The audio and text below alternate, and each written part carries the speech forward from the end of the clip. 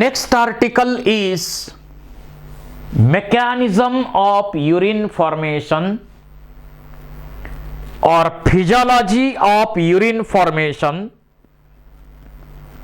or physiology of kidney. Blood filter करून urine तयार केलं जातं, ज्याच्यामध्ये सगळे वेस्ट एकत्र आणले जातात.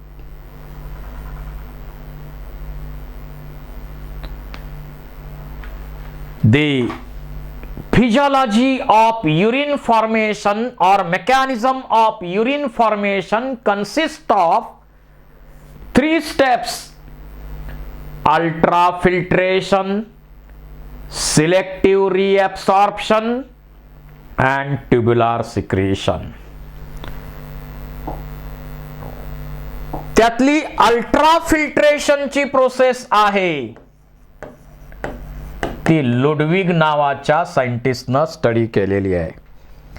सिलेक्टिव्ह रिअब्सॉर्प्शन ची प्रोसेस आहे, रिचर्ड या सायंटिस्टनी स्टडी केलेली आहे. आणि ट्युब्युलर सिक्रिशन किंवा active secretion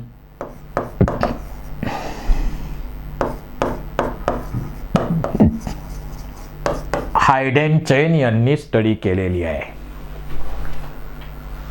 so urine formation consists of 3 steps like ultrafiltration, selective reabsorption and tubular secretion. Ultrafiltration studied by Ludwig, selective reabsorption by Richard and tubular secretion by Heidenstein.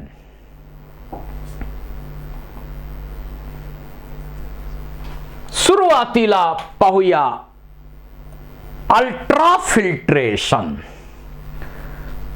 अल्ट्राफिल्ट्रेशनची process he physical process आहे. Question विचारला जाईल. It is a physical process, depends upon size of molecule.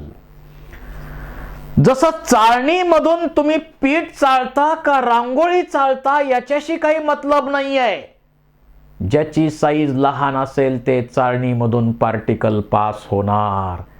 ती जशी physical process आहे तशी अल्ट्राफिल्ट्रेशनची process सुद्धा physical process आहे. हे एंडोथेलियम, हे ब्लड कॅपिलरीचं ल्युमेन आहे. हे एंडोथेलियम लाइनिंग आहे आणि त्याच्यावरती बघा पोडोसाइट त्याच्या फूट लाईक प्रोसेसेस दिसतात आणि त्यांच्यामध्ये जे गॅप दिसतात त्या फिल्ट्रेशन स्लिट्स आहेत. This is the lumen of blood capillary. हे आहे त्याचं लाइनिंग एंडोथेलियम. हे मध्ये आहे एक मेम्ब्रेन, बेसमेंट मेम्ब्रेन आणि पोडोसाइट सेलचं हे इपिथेलियम. असे 3 लाइनिंग या ठिकाणी असतात. इथं जे गॅप तयार होतात, ब्लड कॅपिलरी कशा आहेत? मोर पोरस, 50 पटीनं जास्त पोरस आहेत. आणि इथं पोडोसाइट सेल्स मध्ये ज्या फूट प्रोसेसेस आहेत त्याच्यात जे गॅप आहेत तिथून ब्लड फिल्टर होऊन फिल्ट्रेट तयार होतं. ते फिल्ट्रेशन पोर्स असतात. फिल्ट्रेशन पोर्स आहेत. आता इथं filtration of blood under high osmotic pressure in Malpighian body is called as ultrafiltration. It was studied by Ludwig. It is a physical process, not physiological. आता इथं जर पाहिलं आपण तर हा आत जाणारा आहे एफरंट आर्टेरियोल. त्याचं डायमीटर जास्त आहे. हा आहे इफरंट आर्टेरियोल.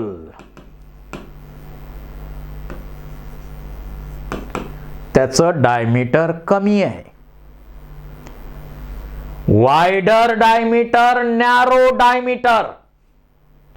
आणि या दोघांच्या डायमीटर मध्ये डिफरन्स असल्यामुळं ब्लड फिल्टर करण्यासाठी, फिल्ट्रेशनसाठी प्रेशर डेव्हलप केलं जातं, हायड्रोस्टॅटिक प्रेशर डेव्हलप केलं जातं.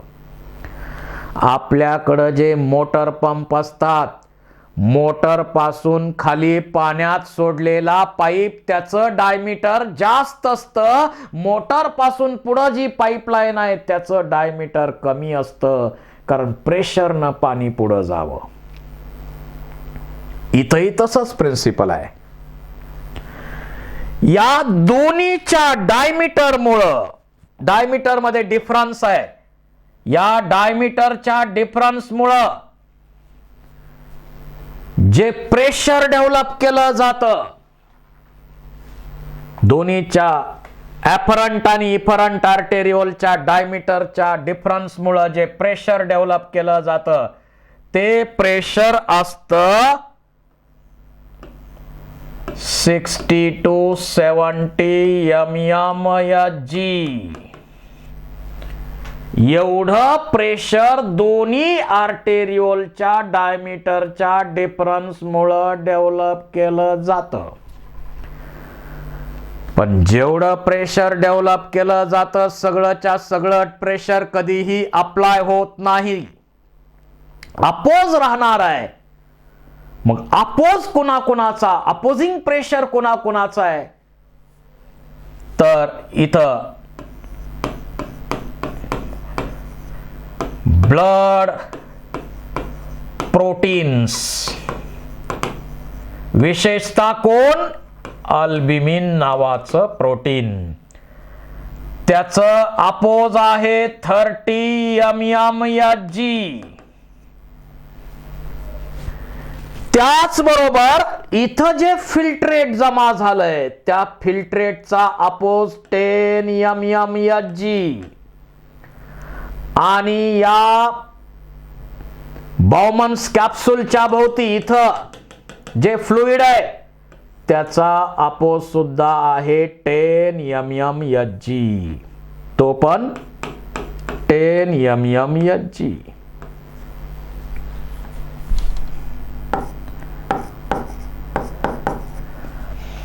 म्हणजे एकूणच इथं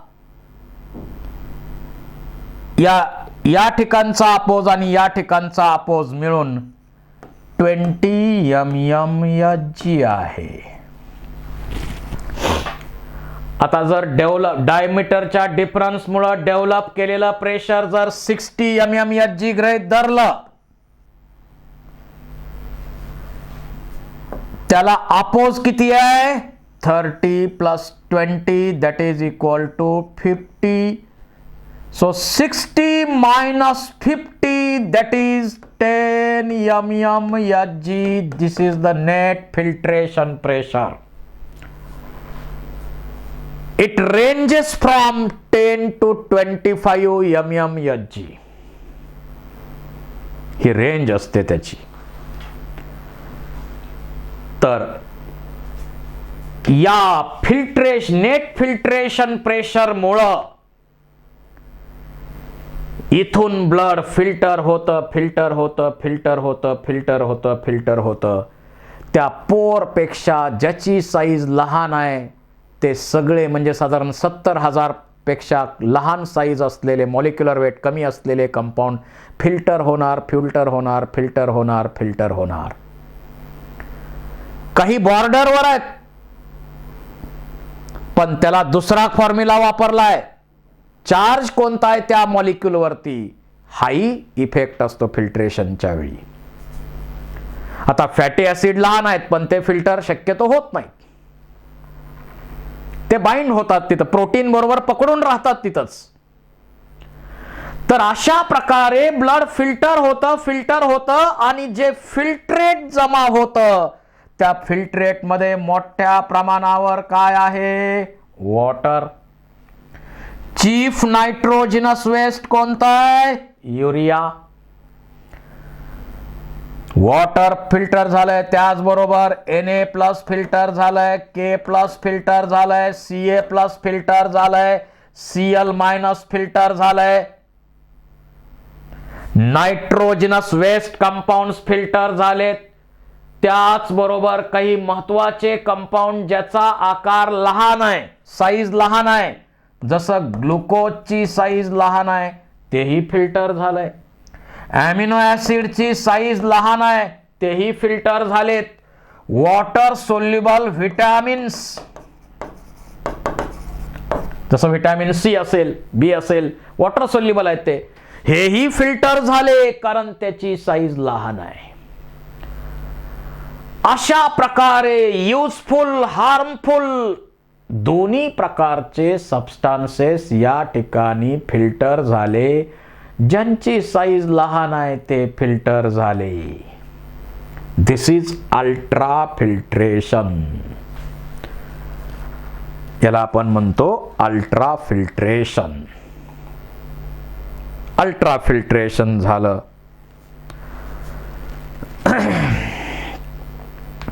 साईट आहे ही, पोडोसाईट वगैरे कशा आहेत पहा. आणि या अल्ट्रा फिल्ट्रेशन मध्ये पहा, almost all constituents of blood plasma except plasma proteins. Plasma protein आणि ब्लड सेल्स दोन्ही फिल्टर होत नाहीत, म्हणून त्या फिल्ट्रेटला आपण म्हणतो डीप्रोटीनाइज्ड प्लाझ्मा. इथं जे फिल्ट्रेट जमतं त्या फिल्ट्रेटला आपण काय म्हणतो, डीप्रोटीनाइज्ड प्लाझ्मा.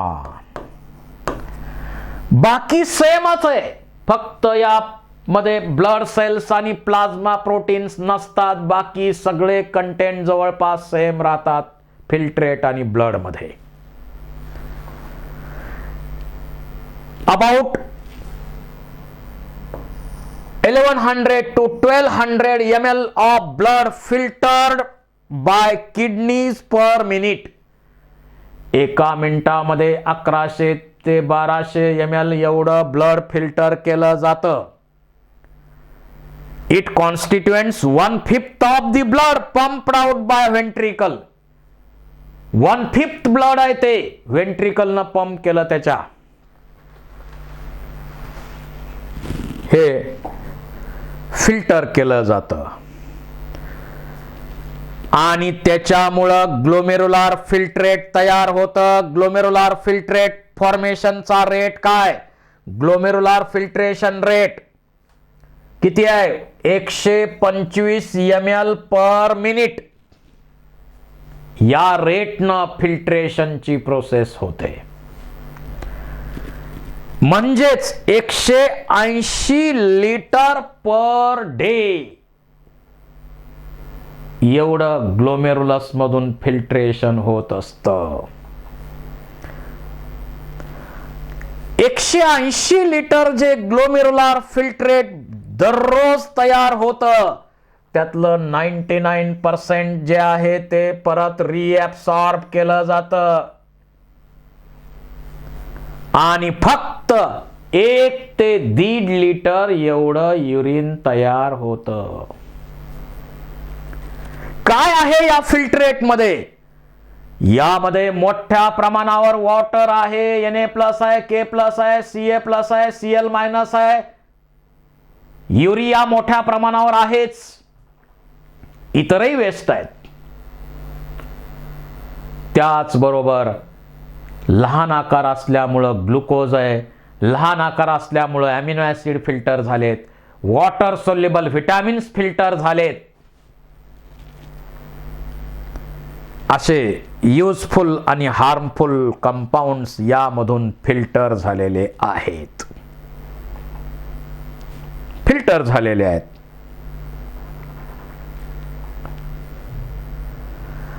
आता त्याच्यानंतरची स्टेप आहे selective reabsorption. Renal tubule is a site of selective रिॲब्सॉर्प्शन.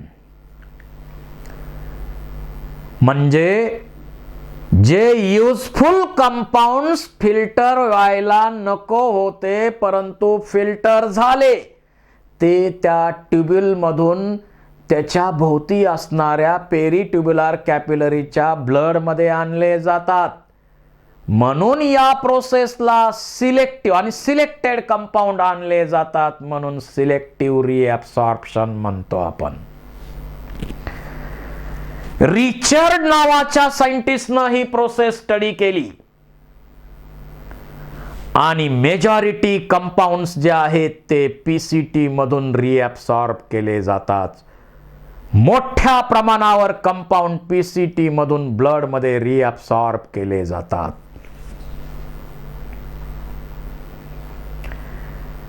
इथं जर पाहिलं आपण पीसीटी मधून काय काय रिॲब्सॉर्ब केलं जातं बघा.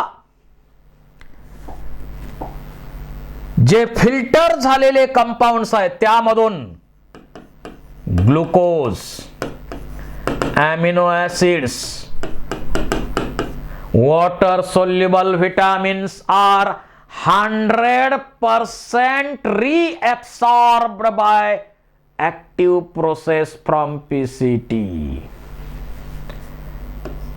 यांचं रिॲब्सॉर्प्शन 100% केलं जातं पीसीटी मधून ब्लड मध्ये. This reabsorption is compulsory, called as obligatory reabsorption. These compounds are called as highly threshold compounds. Active प्रोसेसनं यांचं रिॲब्सॉर्प्शन होतं. त्याचबरोबर 70% of Na+, K+, Ca++ are reabsorbed by active process from PCT to blood. 75% of water and Cl- are reabsorbed by diffusion process, passive process. आणि त्याच बरोबर या ठिकाणी pH maintain करण्यासाठी, याचा फिल्ट्रेटचा पीएच मेंटेन करण्यासाठी यामध्ये हायड्रोजन H+ सिक्रीशन होत आहे. अमोनिया पण सिक्रीट केला जातो, एंटर करतो या ट्यूब्यूल मध्ये. आणि त्याच बरोबर HCO3- तिथून रिॲब्सॉर्ब केले जातात. म्हणजे इथं काय होतंय, HCO3 चं रिॲब्सॉर्प्शन होतं पीसीटी टू ब्लड. H+, त्याबरोबरच NH3, त्याबरोबरच K+ सुद्धा यांचं सिक्रीशन होतंय ब्लड मधून पीसीटी मध्ये to maintain the pH.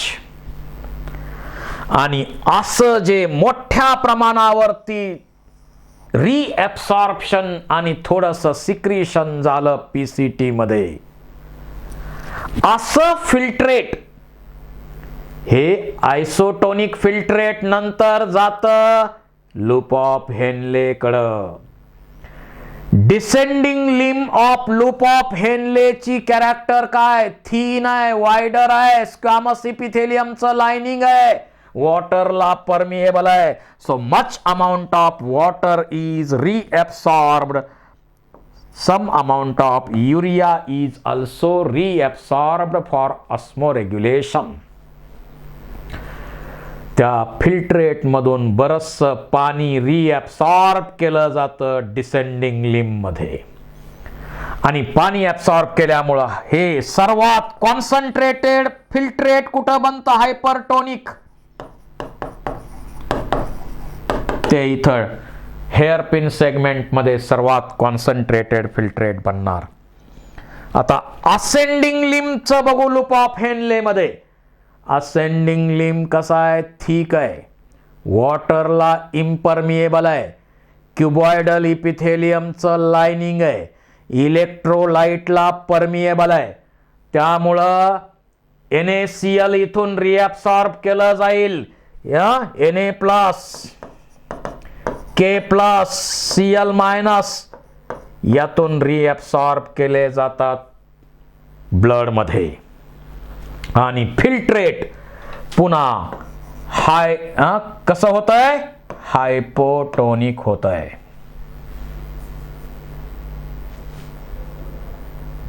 Hyper to पुन्हा ते आयसोटोनिक पुन्हा हायपोटोनिक होणार. असं फिल्ट्रेट पुन्हा येणार DCT कडं.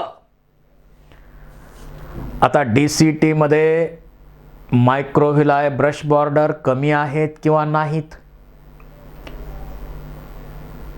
हा PCTच्या मानानं शॉर्ट आहे. या DCT मध्ये काय होतं, इथून Na plus Cl minus water HCO3 minus यांचं रिॲब्सॉर्प्शन फिल्ट्रेट मधून ब्लड मध्ये केलं जातं.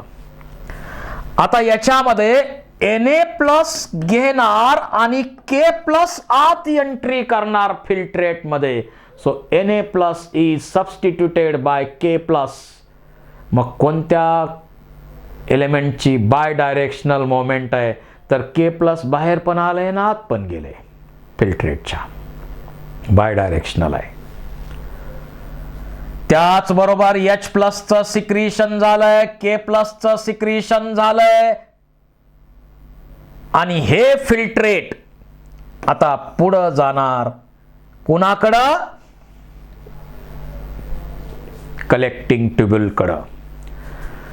कलेक्टिंग ट्यूब्यूल मध्ये आपल्याला माहिती आहे, कलेक्टिंग ट्यूब्यूल मधून वॉटर मोठ्या प्रमाणावर वॉटर रिॲब्सॉर्ब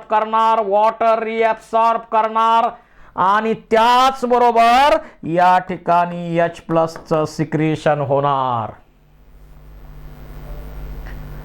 आणि हे फिल्ट्रेट कलेक्टिंग ट्यूब्यूल कडे आल्यानंतर आणखी एक स्टेप तिथं आहेच होणारी, कॉन्सन्ट्रेटेड होत राहतं, हायपरटोनिक पुन्हा होत राहतं. तर अशा प्रकारे सिलेक्टिव्ह रिॲब्सॉर्प्शनची प्रोसेस होते, ऍक्टिव्ह आणि पॅसिव्ह. आता इथं युरिया गरज पडेल तसा फॅकल्टेटिव्ह रिॲब्सॉर्प्शन त्याचं आहे, फॅकल्टेटिव्ह रिॲब्सॉर्प्शन आहे. लो थ्रेशोल्ड कंपाऊंड्स आहेत काही, जसं क्रिएटिनाइन वगैरे आहे, ते नॉन थ्रेशोल्ड आहेत, ते फक्त डायरेक्ट सिक्रीटच होतात. बघूया आपण. PCT reabsorb most of the nutrients and 70 to 80% of electrolytes and water. Simple cuboidal brush borders of epithelium of PCT increases the surface area of reabsorption. Question may ask. पुन्हा loop of Henle maintains high osmolarity of medullary interstitial fluid. High osmolarity maintain केली जाते. Descending limb permeable to water but almost impermeable to electrolyte. त्यामुळे water descending लिंब मध्ये रिॲब्सॉर्ब केलं जातं, मधून descending लिंब मधून वॉटर रिॲब्सॉर्ब केलं जातं आणि युरिन फिल्ट्रेट कॉन्सन्ट्रेटेड बनवलं जातं. असेंडिंग लिंब वॉटरला इम्परमिएबल आहे परंतु इलेक्ट्रोलाइटला परमिएबल आहे, त्यामुळे तिथून इलेक्ट्रोलाइट रिॲब्सॉर्ब केले जातात आणि ते फिल्ट्रेट पुन्हा डायल्यूट केलं जातं. DCT conditional reabsorption of Na plus and water takes place. त्यानंतर collecting duct extends from cortex into inner part of medulla. It reabsorbs large amount of water to concentrate urine. It also allows passage of small amount of urea urea सुद्धा बघा, it also allow the small amount of passage of small amount of urea into medullary interstitium to keep osmolarity. थोडंसं urea सुद्धा रिअब्सॉर्ब या मधून केलं जात आहे. पहा इथं cells of PCT DCT maintains ionic Na+K+ balance and acid base balance pH balance of body fluid by selective secretion of H+, K+ and ammonia into filtrate. इथं पीसीटी मध्ये झालंय ना H+, K+ अमोनियाचं सिक्रिशन आणि त्याचबरोबर HCO3- त्यातून काढून घेतलंय filtrate मधून. Collecting duct maintains pH and ionic balance of blood by secretion of H+ and K+. पुन्हा कलेक्टिंग ट्यूब्यूल मध्ये H+ आणि K+ चं सिक्रिशन झालेलं आहे.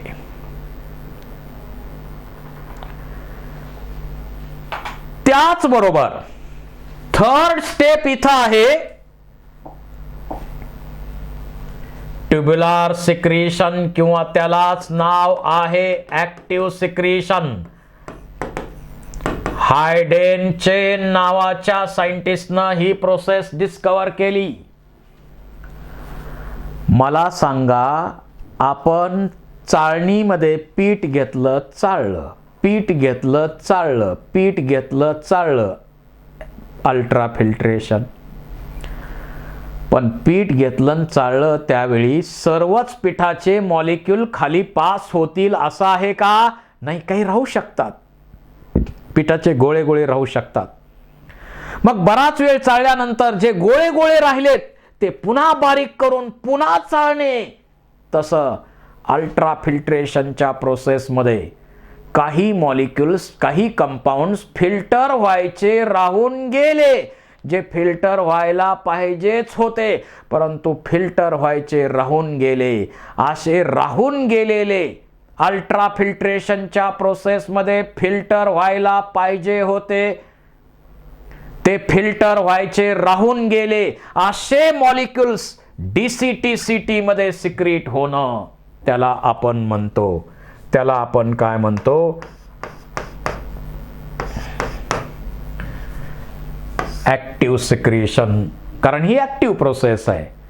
ऍक्टिव्ह सिक्रिशन और ट्युब्युलर सिक्रिशन. ऍक्टिव्ह सिक्रिशन और ट्युब्युलर सिक्रिशन. आता ही प्रोसेस होते कुठं? DCT/CT.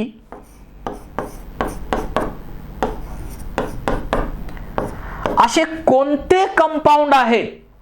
Which are these compounds which escape during ultrafiltration? They are secreted in DCT/CT by active process. That is active secretion. कोण राहून गेलं फिल्टर व्हायचं? यामध्ये ड्रग्ज असतील, काही ड्रग्ज राहून गेले, ते सिक्रेट केले जातात. त्यानंतर हिप्युरिक ऍसिड,